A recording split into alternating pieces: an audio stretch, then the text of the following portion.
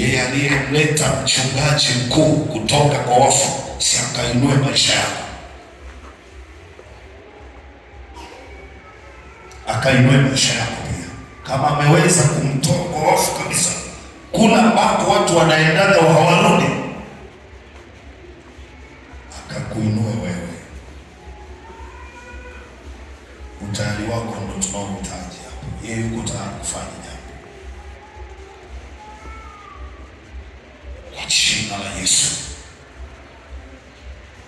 Matatizo ulionayo yanatakiwa yarudi yalikotoka. Shikilia nzuri za miguu yako pamoja na tamko la mwanga. Wala ambao hamna, mtamuona Elia baadaye atawasaidia.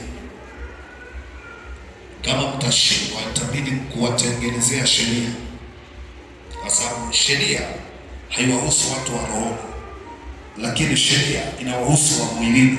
Kwa hiyo wa mwilini tutadili nao kwa jinsi ya mwili, ila wa rohoni hakuna maneno. Shikilia dhabihu yako, utasema maneno haya. Sema,